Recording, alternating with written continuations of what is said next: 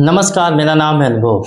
रायबरेली से सांसद और लोकसभा में नेता प्रतिपक्ष राहुल गांधी आज से रायबरेली के 2 दिवसीय दौरे पर हैं। राहुल गांधी आज सुबह रायबरेली पहुंचे। रायबरेली में सबसे पहले डिडौली में स्थित एक रिसॉर्ट में हरचंदपुर विधानसभा के कांग्रेस बूथ अध्यक्षों के साथ उनकी मीटिंग थी। उस मीटिंग में वो गए, लेकिन इस मीटिंग में पहुंचने से पहले गंगागंज के पास राहुल गांधी का भाजपा के तमाम सारे कार्यकर्ताओं ने विरोध किया और इस विरोध प्रदर्शन का नेतृत्व किया भारतीय जनता पार्टी सरकार में मंत्री दिनेश प्रताप सिंह ने। दिनेश प्रताप सिंह तमाम सारे अपने समर्थकों के साथ राहुल गांधी के रास्ते में आए और रास्ता रोक करके राहुल गांधी का विरोध किया और इन सभी का विरोध करने का कारण ये रहा कि बिहार में आरजेडी और कांग्रेस के मंच से प्रधानमंत्री मोदी जी की मां के बारे में अपशब्द बोला। उसी को लेकर के ये भाजपा के नेता और उनके समर्थक नाराज हैं। इसीलिए इन लोगों ने राहुल गांधी का विरोध किया, राहुल गांधी वापस जाओ के नारे लगाए। हालांकि मंत्री के रहते हुए पुलिस और भाजपा के कार्यकर्ताओं और नेताओं के साथ अच्छी खासी झड़प हुई और बड़ी मशक्कत के बाद पुलिस ने भाजपा समर्थकों को, भाजपा कार्यकर्ताओं को रास्ते से हटाया और किसी तरह से राहुल गांधी को आगे जाने दिया। राहुल गांधी जब शहर पहुंचे तो शहर में डिडौली के पास एक रिसॉर्ट है, उस रिसॉर्ट में हरचंदपुर के कांग्रेस बूथ अध्यक्षों के साथ मीटिंग की। उसके बाद शहर के अंदर एक होटल में प्रजापति समाज के साथ उनकी बैठक थी, वहाँ वो गए और उसके बाद फिर वो शहर के गोदा बाजार चौराहे आए, जहाँ पर अशोक स्तंभ का निर्माण हुआ है और इसी अशोक स्तंभ की का लोकार्पण किया राहुल गांधी ने। और इसके बाद फिर वो मुलिहामऊ गांव गए, जहाँ पर शहीद वीरापासी के नाम से एक वनग्राम बना हुआ है और वहाँ पर उन्होंने पौधारोपण किया और इसके बाद वो ऊंचाहार के लिए निकल गए, जहाँ पर ऊंचाहार विधानसभा के बूथ अध्यक्षों के साथ उनको बैठक करनी है। राहुल गांधी के रायबरेली दौरे के पहले दिन की बड़ी खबर यही रही कि राहुल गांधी को अपनी संसदीय क्षेत्र रायबरेली में जमकर विरोध झेलना पड़ा है। राहुल गांधी का विरोध करने वाले कौन थे? प्रदेश सरकार के मंत्री दिनेश प्रताप सिंह और उनके समर्थक।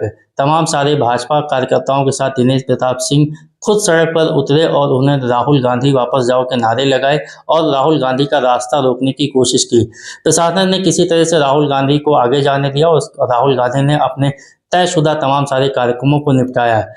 लेकिन इसके बाद दिनेश प्रताप सिंह ने एक प्रेस वार्ता की और उस प्रेस वार्ता के माध्यम से गांधी परिवार पर उन्होंने तमाम सारे तीखी टिप्पणियां की है। दिनेश प्रताप सिंह ने यह कहा कि राहुल गांधी प्रधानमंत्री मोदी के बारे में चोर कहते हैं, जबकि वो खुद चोर के नाती हैं। उन्होंने इंदिरा गांधी को भी चोर कहा और राहुल गांधी को चोर का नाती बताया। ये भी कहा है, मैंने आपसे सुना है, उन्होंने कहा भाजपा के लोग डिस्टर्ब हैं क्योंकि मैंने उनकी चोरी खोली है। चोर चोरी करे, सीना जोरी भी करे। मोदी के राज में राहुल जी सीना जोरी नहीं चलने वाली। सबसे बड़ी चोर का नाम है इंदिरा गांधी, जो रायबरेली में चोरी करते पकड़ी गई और उनका चुनाव कोर्ट ने निरस्त किया।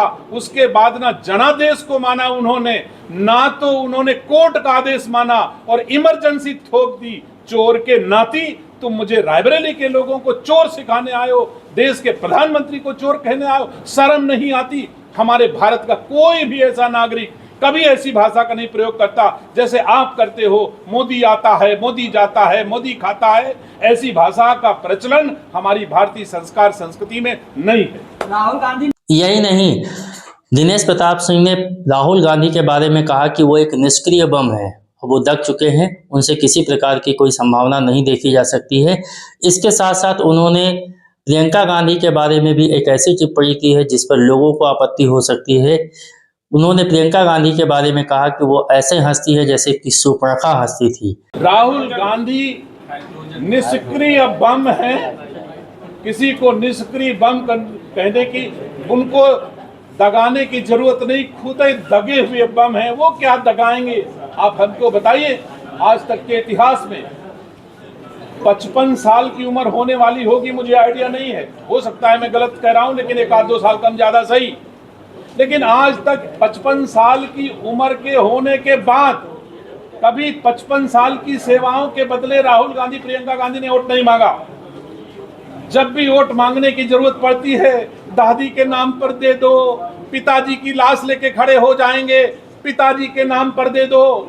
और जब मोदी अपनी मां को गाली देने वाले दुख से दुखी होता है तो प्रियंका गांधी बिहार में जाकर के हा हा हा हा हा हा हंसती है, जैसे सूपनका हंसती थी कभी, राक्षस जैसा हंसती हैं।